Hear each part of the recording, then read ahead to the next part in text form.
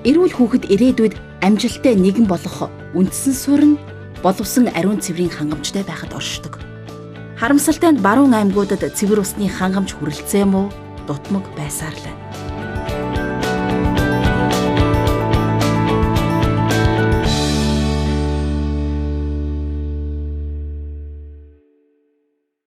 Хөдөөгийн энэ хүүхдүүдэд гадаа хүйтэнд дааран байж, зуны халуунд элдв нэм бактери, эвгүй үнэр, цаашлаад бага насны хүүхэд унж бэртэх зэрэг олон асуудлыг нь шийдэж өгч байгаадаа Дэлхийн зүүн болон Mobicom-бид ихэд баяртай байна.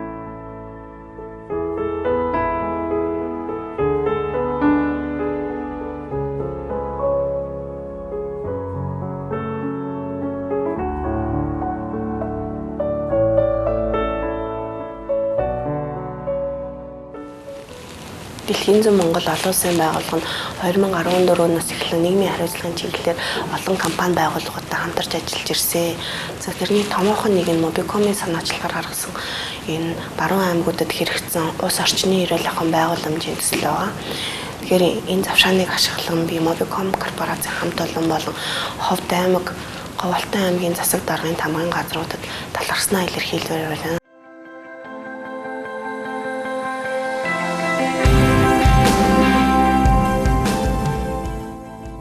Уг төслийг Говьалтай аймаг, Ховд аймгийн засаг даргын тамгын газруудтай хамтран Mobicom корпорац, Дэлхийн зүүн Монгол олон улсын байгууллагаар хамтран 6 суманд хэрэгжүүлж, эрүүл ахуйн шаардлага хангасан ариун цэврийн өрөө байгуулах ажлыг эхлүүлсэн юм. Анх 10 дугаар сарын 15-нд хамтын ажиллагаагаа баталгаажуулсан баримт бичигт гарын үсэг зурснаас ердөө 45 хоногийн дотор энэ ажил биелэлээ олон газарт бууж, өнөөдөр 3800 хүүхэд боловсон бие засах өрөөг сургууль дээрээ хэрэглэх боломжтой боллоо.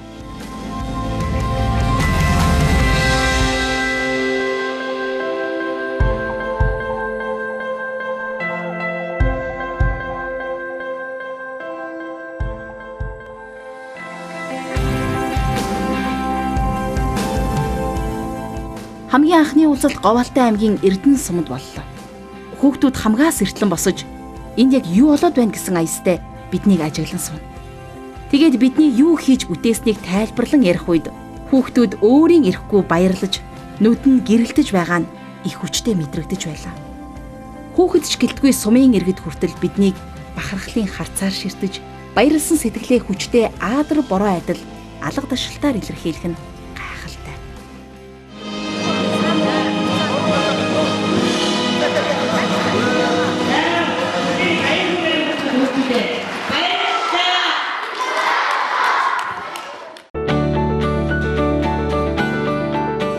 Ариун цэврийн боловсон өрөөг хэрэглэснээр гидсний суулгалт, халдварт шар зэрэг бохир гараар халдварладаг нийтлэг өвчний халдварыг эрс бууруулах юм.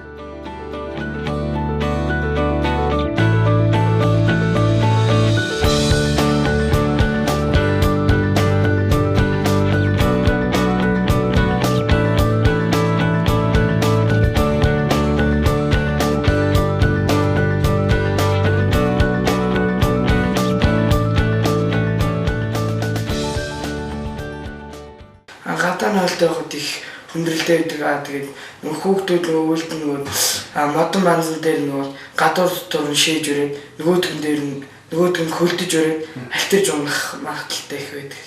Одоо тэгээд энэ нойлд бол их гоё бахах, дулаахан тэгээд ариун цэвэр юу гар мараа угаашдаг. Энэ нойлын үед бол тэгээд энэ барыг бүхэн гоё таалагдж байна энэ нойл. Бид нар их баярлсан юм гоё нойлд.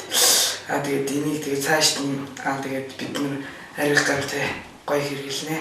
Өнөөдөр яг энэ нойлыг анх яаж одоо хэрэглэх үү, яаж арих гамтай хэрэглэх үү гэх бүх зүйлийг бид нарт үлдээсэн. Бид нарт бас хэрэглэж өгч байгаа. Тэгээ мөн Дэлхийн зүүнгийн хамт олон Mobicom-ийн компани ах эгч нартай маш их баярлалаа. Мөн бас энэ нойлыг байгуулж өгсөн Акмар компани ах эгч нартай маш их баярлалаа талхаснаа хүүхдүүдийн өмнөөс би хэлж байна. Мөн бас энэ нойлоо бид нэр арих гамтай сайн хэрэглэх болно гэдгээ бас сурагчдынхаа өмнөөс би амлаж байна. Цаг дулаараа тавар болоход ариун цэвэр эрүүл ахуйн байдлын гадна орчны догчлол болон цементэн зам, зүлэг тарих зэрэг ажлууд биднийг хүлээж байгаа. Ингээд бид дараагийн сумууд руугаа очиж сумын сургуулиудад ариун цэврийн өрөөгөө хүлээлгэн өгсөөр явхад сумын иргэд хүүхдүүдийн баярлсан сэтгэлээр жигүүрлэн улам их зүйлийг хийж бүтээх хүсэл төрж байлаа.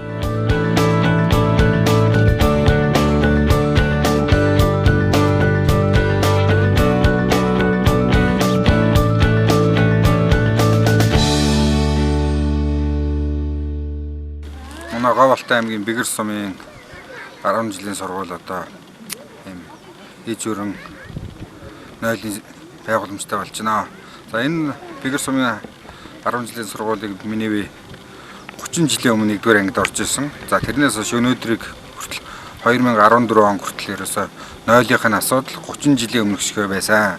Тэгээ өнөөдөр бас Mobicom корпорац дэлхийн зүүн за Говьалтай аймгийн засаг даргын одоо бас хамтарсан хичээл зүтгэл за энэ компаниудын хөнгө санхүүгийн дэмжлэгтэйгээр өнөөдөр бас юм хүүхдүүдэд зориулсан боловсон нойл өнөөдөр ашиглалтанд ороод сая хүлээлгэж өглөө. Ер нь бол хөгжил дэвшил гэдэг маань хүн айлуулах сайхан амьдрах тэр орчныг бүрдүүлчих хэрэгтэй юм аа.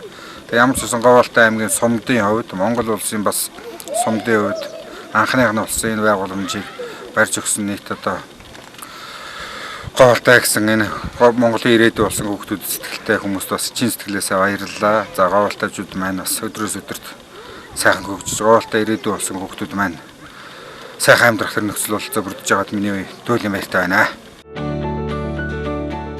Mobicom корпорац дэлхийн зүүн хамтран хийсэн энэ ажлын гол зорилго нь биелэлээ олж Говьалтай аймаг болон Ховд аймгийн сумуудын сургуулиудын дотуур байранд амьдарч сурч байгаа хүүхдүүд тэр дундаа 6 настай хүүхдүүд жилийн 4 улирлын турш халуун устай боловсон нойлд бие засах боломжтой болсон нь эрүүл аюулгүй орчинд суралцах эрхийг нь багч гисэн биелүүлсэн байх гэж найдаж байна. За энэ одоо ариун цэвэр эрүүл ахуйн байгууламж баригдсанараа энэ алслагдсан хөдөөгийн бүс нутгийн одоо сумдын сургуулийн хүүхдүүд маань тэр дундаа дотор байрны хүүхдүүд эрүүл ахуйн шаардлага хангасан ийм одоо ариун цэвэр одоо нойлын байгууламжтай болсноор зөв дадлаг хвшилтэй болохоос гадна энэ одоо хүүхдүүдэд тохиолддог хүндрэл бэрхшээлүүдийг арилгахад одоо чухал түлхэгц болж байна. За эндээ хүүхдүүд зөвхөн бизнесаа зогсохгүй эндээс одоо эрүүл аж төрөх ийм одоо мэдлэг чадвартай болох иргэн маань төлөвч эхэлж гин гэдэг бол Монгол улсын одоо хүүхдийн хөгжил, ирээдүйн хөгжилд оруулж байгаа чухал хувь нэмэр юм аа. Ингээд Ховд аймгийнхаа нийт ард иргэдийн өмнөөс дэлхийн зүүн Монгол олон улсын байгууллагын хамт олонд болон за өрн холбооны анхдагч бөгөөд тэргүүлэгч оператор Mobicom корпорацийн хамт олонд талархал илэрхийлж хамгийн сайхан бүхнийг хүсэн өрөөж байна.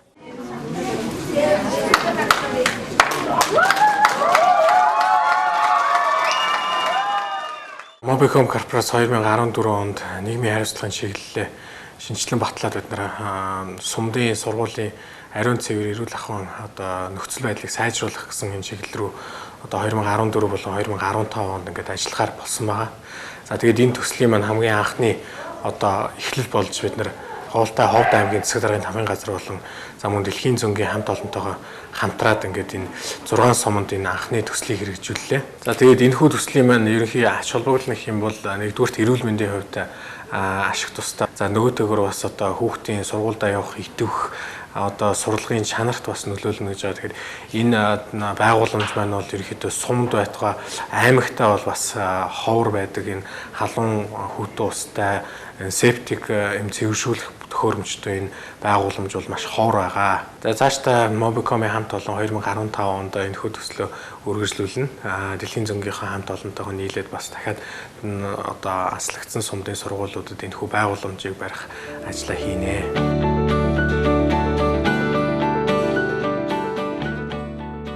Бид нийгмийн хариуцлага ухамсарлан хүүхэд бүрт сурч боловсрох боломжийг нь хангаж ажиллахыг хичээдэг.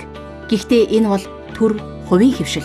Төрийн бус байгууллагуудын хамтын ажиллагааны анхны төсөл биш юм. Өнгөрсөн 6 дугаар сарын 1-нд олон улсын хүүхдийн эрхийг хамгаалах өдрөөр нээлттэй хийсэн хүүхдийн тусламжийн утас 108-ыг ажилуулснаар хүүхэд хамгааллын чиглэлээр томоохон ажлуудыг гүйцэтгэж байгаа юм. Сайн сайхан үйлс бүхэн үргэлж дэлгэрч явах болтугай.